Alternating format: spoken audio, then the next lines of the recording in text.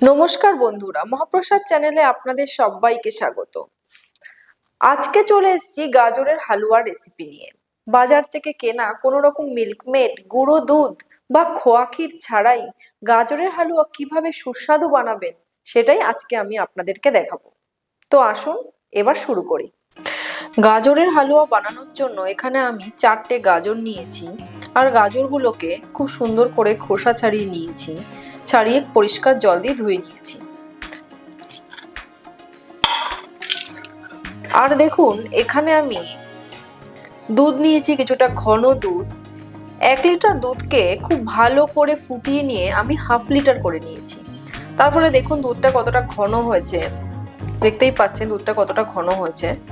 তো আমি কোনো রকম খোয়া ক্ষীর ব্যবহার করব না, তাই দুধটাকেই এইরকম ফুটিয়ে গাঢ় করে নিয়েছি। এখানে দেখুন আমি একটা গ্রেটার নিয়েছি, আর গ্রেটারের যে মিডিয়াম দিকটা আছে না গ্রেট করার, সেই মিডিয়াম দিকটা দিয়ে আমি গাজরগুলোকে খুব ভালো করে গ্রেট করে নেব।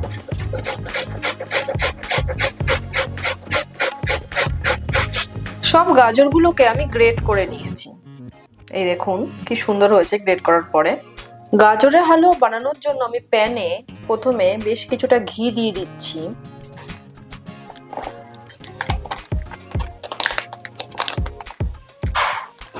গাজরের হালুয়া বানানোর জন্য কিন্তু ঘিয়ের পরিমাণটা একটু বেশিই লাগে, না হলে টেস্ট হয় না। ঘিটা খুব ভালো করে গলে গেলে গ্যাসের ফ্লেমটা একটু কমিয়ে দিলাম। এবার এর মধ্যে গ্রেট করা গাজরটা আমি দিয়ে দিচ্ছি।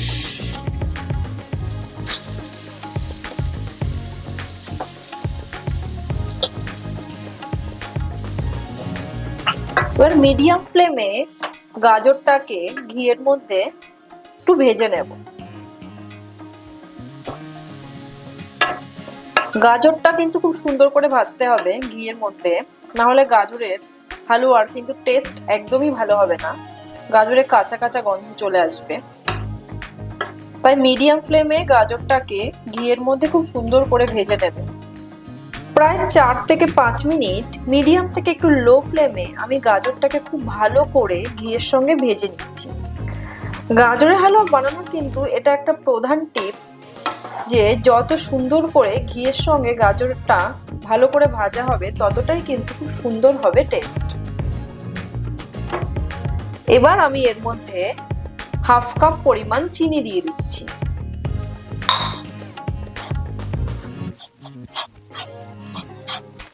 আমি এখানে মিডিয়াম মিষ্টি দিচ্ছি, আপনারা যদি বেশি বা কম কেউ খেতে চান তাহলে সেইভাবেই চিনিটা দেবেন। চিনিটা দেওয়ার পর আমি এর মধ্যে যে ঘন দুধটা রেখেছিলাম সেই ঘন দুধটা দিয়ে দিচ্ছি। দুধটা দিয়ে দিলাম। দেখুন দুধটা যেহেতু অনেকটাই ঘন, এই ঘন দুধটাই খোয়া ক্ষীরের কাজ করবে। আর যে দুধটা নেবেন না সেটা সবসময় ফুল ক্রিম দুধ নেওয়ার চেষ্টা করবেন। আমি ফুল ক্রিম 1 লিটার দুধকে খুব ভালো করে ফুটিয়ে নিয়ে ওটাকে হাফ করে নিয়েছি। এবার একটু গ্যাসের ফ্লেমটা বাড়িয়ে নিচ্ছি ফুটে ওঠা পর্যন্ত। যখন খুব ভালো করে ফুটে উঠবে তখন গ্যাসের ফ্লেমটা মিডিয়াম করে দিচ্ছি। এবার মিডিয়াম ফ্লেমে কন্টিনিউয়াসলি এইভাবে নাড়াচাড়া করে যেতে হবে। গাজরের হালুয়া বানানো কিন্তু একদম সোজা, তাই একবার প্লিজ বাড়িতে ট্রাই করবেন। আর এইভাবে যদি আপনারা চেষ্টা করেন তাহলে কোনো রকম গুঁড়ো দুধ বা খোয়া ক্ষীর বা মিল্কমেড কিছুই আপনাদের দিতে হবে না, আর টেস্ট কিন্তু অনেক বেশি সুন্দর হবে। হালুয়াটা যখন নাড়াচাড়া করতে করতে ঠিক এইরকম হবে, দেখুন অনেকটাই ঘন হয়ে এসছে, তখন আমি এর মধ্যে কিছু ড্রাই ফ্রুটস দেব। আমি এখানে একটু আমন্ড কুচি দিয়ে দিচ্ছি, আর একটু কাজু বাদাম দিয়ে দিচ্ছি। আপনারা চাইলে এর মধ্যে পেস্তা দিতে পারেন বা কিশমিশও দিতে পারেন। তো যেহেতু এটা অনেকটাই মিষ্টি তাই আমি এর মধ্যে আর আলাদা করে কিশমিশ দিলাম না, তাই এর মধ্যে আমি আমন্ড আর কাজু বাদামটাই দিলাম।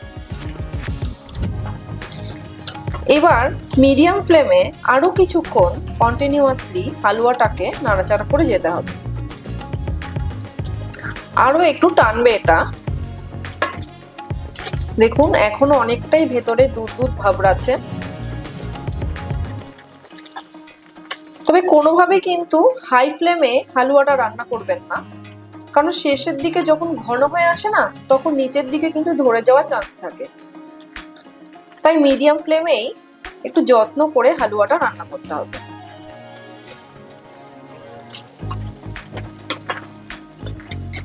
শীতের সময় এইরকম গাজরের হালুয়া খেতে আমাদের সবার ভীষণ ভালো লাগে। পিঠে, পুলি, হালুয়া, শীত মানেই এইসব। তো আমি আজকে গাজরের হালুয়াটা দেশি গাজর দিয়ে বানাচ্ছি।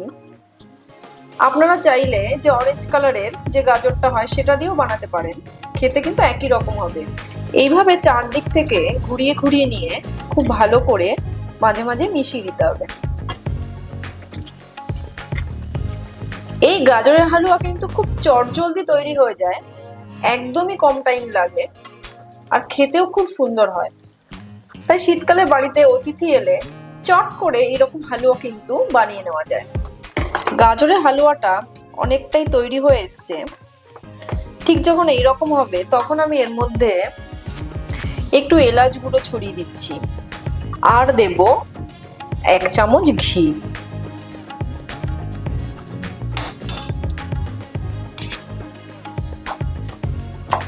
এবার এলাচ গুঁড়ো আর ঘিটা দিয়ে খুব ভালো করে এটাকে মিশিয়ে নেব।